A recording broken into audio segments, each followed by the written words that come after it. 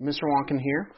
Now, it's summertime, and so since I'm an English teacher, what that means for me is that I get time to do a lot of reading. And I'm not reading student essays, I'm not reading lesson plans or lesson information, educational information like I do during the school year. I'm reading just books that I enjoy reading for fun. So this summer, one of the things I'm getting into is H.P. Lovecraft. I got this collection for Christmas, and it's several different books, and it's just a collection of all his fiction, which is a combination of mostly short stories with a few novellas.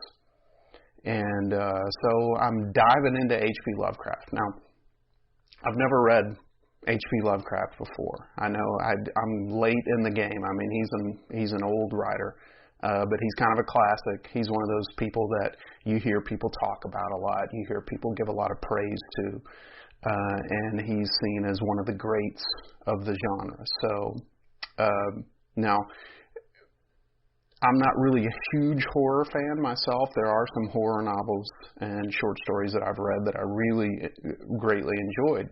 But for the most part, horror just doesn't appeal to me. So that does kind of affect a little bit my reading of H.P. Lovecraft. But I want to just kind of share some impressions, talk a little bit about what I think about it, and just kind of talk about my experience. Now, I'm about halfway through the collection, so there's a lot more to go. So I haven't read the whole thing, so maybe I've missed out on some things so far that I'm not going to touch on, right? So keep that in mind. I would say, if I were to describe my experience, I think a good way to describe it would be kind of half and half. So half of what's happening is me reading the stories and enjoying myself, just the pleasure of reading, The other half, I gotta be honest, is reading it to say that I read it, to be able to kind of pipe in if there's a conversation and H.P. Lovecraft's horror fiction starts to come up, I'm enjoying it enough to keep me going, but to a certain extent, it's not my favorite thing that I've ever read. It's not the best thing that I've ever read. If I were to give it a number, I would say about 6.5 out of 10. It's enjoyable, but not my favorite, not the best thing ever. Now, some of the things I like about H.P. Lovecraft, I really like weird stuff. I really like stuff that's just off the wall, just out there. So I like a lot of science fiction. I like a lot of sort of experimental fiction, experimental writing. And Lovecraft is definitely weird, and a lot of what he does is in the realm of science fiction, although it's kind of straddling the worlds of science fiction and horror. But it's weird, and I enjoy that. I love weird stuff. I also like kind of dark and troubling literature, stuff that kind of makes you feel uncomfortable, and I think there's a value to that, and there's something, I don't know why that appeals to us. So many readers love that kind of stuff. We love things that make us feel uncomfortable about ourselves, about our lives, about the world we live in, and H.P. Lovecraft definitely does that, and that's sort of what horror is focused on, right? Well, more in the realm of fear, but it makes us uncomfortable, right? And so I love that. I love the darkness. I love the sort of troubling aspect of it, and I do like reading stuff like that. There are some negatives, though, and there are two major negatives that I can see. And another that I'm not really going to touch on much. And I'll kind of get that one out of the way. One of the things that is a big criticism of Lovecraft is that he's a racist. He's he said some not very nice things about certain groups of people, Jewish people, African Americans, immigrants. And I'm not really going to talk that much about that, not because I think it needs to be ignored. I think it's important, but because what I'm reading is his fiction, and I don't really see that as an integral part of what's going on in the fiction. There are occasional kind of incidental things that come up, like using sort of outdated, kind of problematic language, and he does kind of depict immigrants in kind of not very fair ways, you know, but that isn't really central. It isn't really fundamental to what he's talking about in the stories. Apparently, you can see a lot of that stuff in his letters and in his nonfiction writing. So if you're interested in that and you want to do some research on that, there's a lot of good information about that on the internet. And I think it's definitely something to talk about. Do we discount him as a writer because of his problematic points of view? Personally, I think I don't have a problem separating the art from the artist. And I can even accept some art that presents some ideas that I disagree with, as long as that's not too pervasive. I mean, I'll put down a book or I'll stop watching a TV show or a movie if I just really disagree with it. And a lot of times, even if I agree with it, and it's just kind of too much beating you over the head with a point of view, even sometimes if I agree with it, I'll find that annoying. But I don't really see the politics and social ideology that as too important thematically to his fiction. So that problem is there, but it's not getting in my way. There's definitely something to discuss there. About whether or not you should ignore him. And I think it's fair to do so if you do that for that reason. That's a good reason to not read him. But it isn't getting in the way in what I've read so far. Another problematic thing, which I think is kind of central to what I've seen so far, now I've seen some exceptions to this, is the formulaic nature of his writing. And he was writing what you would call kind of pulp fiction.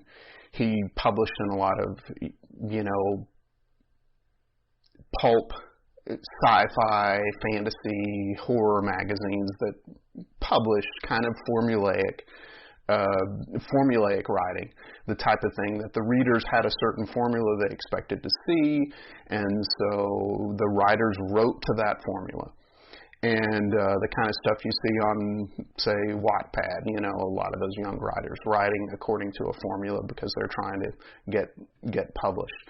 And that's the stuff, a lot of that stuff gets published because people feel comfortable with a formula. It is a little too problematic, though. There's kind of two formulas that he follows. One is that basically the story works like this.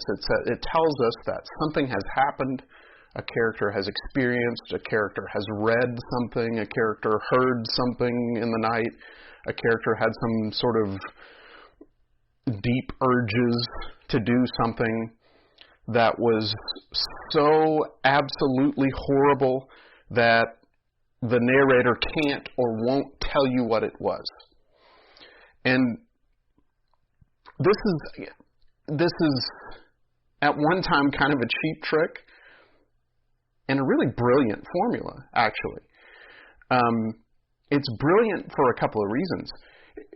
It allows the reader to go as far as the reader can go into the horrible or the troubling, imaginative space, right? Of course, that's not going to work for a reader who doesn't work that way imaginatively, right? But the person who can really get into some dark places in their imagination, that's really going to carry you there. And by saying, it's so bad I can't tell you, you want to fill in that blank. You want to kind of populate that empty space with something physical, something concrete. So you answer that question for yourself in your own imagination. What is this horrible thing that couldn't be named? It was so horrible, right? And that's pretty clever. It's also a clever way to get around decency standards, right? So at the time, now nowadays, we can be pretty open. We can talk pretty openly in a novel about some pretty gruesome stuff, sexual and violence related, drug use related, things like that. Whereas in the past, you couldn't really talk so openly about those kind of things. And so it's a way for the writer to get around those standards of decency by, well, I didn't say anything horrible. I didn't say anything about sex or horrible mutilation or whatever kind of horrific thing, rape or whatever horrific thing the story might imply. I didn't say that.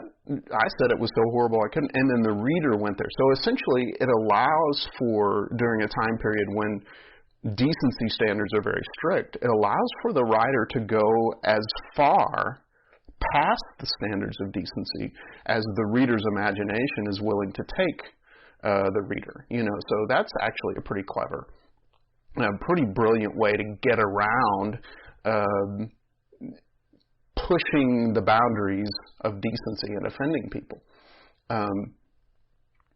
But at the same time, you really can't escape the fact that it is a bit of a cheat, because the writer's not doing that work. He's asking the reader to do the work for him. So it is a bit of a cheat. And as you read the stories and the more you see that follow that pattern, it starts to look more and more lazy, So I've read maybe about 50 or 60 so far at this point, and maybe about 40 of them used that trick, used that gimmick, and it doesn't hold weight perpetually. It just kind of like, okay, I get it, I see what you're trying to do here. It starts to weaken after it gets repeated a lot. It's clever, but at the same time, it's a cheap trick. So it kind of goes in a positive and a negative direction at the same time. So that's the one formula. The other formula that he follows is the dreamland formula, and he has all these stories which occur in an other world. So there's this reality outside of the mundane, physical, empirical reality that we see in the waking world. And usually this occurs during dreams. Although there are a few stories in which there's hypnosis or drug use or some kind of meditation or ritualistic magic kind of thing that takes people to these places. And in some ways it's kind of similar to like Edgar Rice Burroughs' Princess of Mars type of stories. It's really weird. It's really out there. That's all these weird animals and weird plants and stuff like that. And these tend to follow a couple of patterns. There's the person escaping a horrible, uninspired, mundane life into the world of dream and sort of living happily ever after by finding their secret doorway into that. Or somebody going too far into the world of dream and sort of drifting or working themselves into the parts that they're not supposed to go into. And of course that always turns out badly. So it's kind of, a lot of them are very positive, a lot of them are very negative, and it's kind of, there's not much in between. So the writing is formulaic, and that's one of the biggest complaints I have about it. Now, granted, not all of the stories are formulaic, and the best stories actually are the ones who break out of that formula. And I've seen a few that don't fit either of those at all, and I've seen quite a few that have parts of those two formulas, but they move away from a little bit. They move away from the constraints that those formulas might put on things. And so those are the ones that I find the most interesting because they don't fit the formula, right? As the more I see the formula, the more I'm kind of like rolling my eyes. Oh no, it's another one of these stories, right? But he does really break out of it sometimes, and those are the stories in which he does really well. So criticism one, the formulaic writing. Criticism 2 is his style. And here's where, this is the English teacher in me coming out. Stylistically, H.P. Lovecraft's writing just isn't very good. It's overdone. It's really, really overdone. He over-describes. His sentences are too long. His syntax is convoluted and too complex. And to a certain extent, this is an artifact of its age. When he was writing, it was at the beginning of the 20th century, and that was the time at which we started to get writers like Hemingway, and Ezra Pound, who were saying, "Hey, write it short, concise, get to the point." Whereas before that, it had been standard to want to try to flower up your sentences and decorate them as much as you could and make them as elaborate as possible. That was considered good writing in the past. And so he was kind of part of that old school group at the time that played along with that idea that a longer sentence, a more elaborate sentence, more decorative description is actually good art, you know. So it's dated in that sense, and then in another sense, stylistically, it's not very deliberate. That's just how he writes, and he doesn't seem to have the type of control that some of the best writers who can really manipulate their style to the situation have. It doesn't take away, you know, there's a lot of good, great novels that just stylistically aren't that great, but they're just good novels. They're great stories. They're a lot of fun to read, and it doesn't ruin it, but it is problematic, and a lot of readers will definitely have a hard time reading him because it's too wordy. It's easy to get lost in the sentences. And then his descriptions, I can't tell you how many times I've skipped a paragraph or two when he describes these things elaborately, these dream cities with, you know, streets of gold and encrusted with jewels and buildings made out of, you know, elaborate bright colored stone and marble and, you know, with minarets and alcoves and balconies and towers and gables and every elaborate thing you can think of. I mean, Liberace would have thought these cities were tacky. It's just overdone. It's just too much. And so that's the second biggest problem that I've had with his writing. Now, I'm an English teacher, so what is this in terms of literature? How would I describe it in terms of literature? As far as literary merit goes, I'd give it a 4 out of 10. It's not really literature. It's not really high literature. And that kind of has to do with the formulaic nature of the stories. It has to do with the kind of non-deliberate style, which was one of his weaknesses. There's not much depth, you know. I would say the place where there's the most depth is in the sort of ironical, paradoxical aspects of it. And there's a little bit of philosophical depth there, things that you can discuss and ask some interesting questions about, but not really much. In terms of themes, a few of the themes that I see that come up quite often is just questioning what is real. And is there a real beyond what we know as real, and kind of what's the value, what's the meaning of that? The known versus the unknown, which is more important, which do we value? One thing that really commonly comes up is sort of the consequences of knowledge. This is a common theme. Knowledge sometimes can save people. And so you see these sort of dreamland stories where the characters put the work in and are able to escape mundane reality and find a happy valley in the dreamland and live there happily ever after.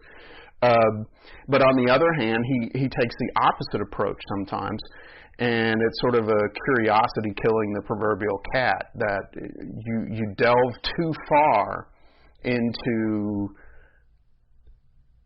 unknown things, and you will destroy yourself and likely other people as a result. And so he kind of goes two directions on the same theme. Sometimes that knowledge is an escape, or sometimes that knowledge can and will destroy you if you go too far with it. You know, so he seems to kind of contradict himself there. Now, this is a first read, so definitely I've got a shallow point of view, and with subsequent reads, I may see that, there are some distinct differences. What is the proper way of approaching knowledge? And I may be able to see that as I read more, or if I look back at these stories again. So, keep that in mind. Personally, I would say Lovecraft is entertaining. If you like just weird things, if you don't mind that sort of old-fashioned, strange tales type of formulaic writing, if you don't mind elaborate sentence structure and elaborate syntax, then you might enjoy it. But it is pulp fiction. And occasionally, and I think sometimes it's accidental, there's some philosophical or social commentary, although occasionally, too, that social commentary is a little outdated, a little bigoted, and a little problematic. So that's my impression of Lovecraft. Let me know what you think. I'd love to hear what everybody else has to say. People who love Lovecraft, what do you love about him? People who also hate him, what do you hate about him? What am I missing? What am I wrong about? What are some things I might need to consider? I'd definitely love to hear people tell me this. What are some things I might want to consider as I continue reading the rest of the stuff, to add some depth to my understanding? Thanks a lot. Thanks for watching. I hope you enjoyed.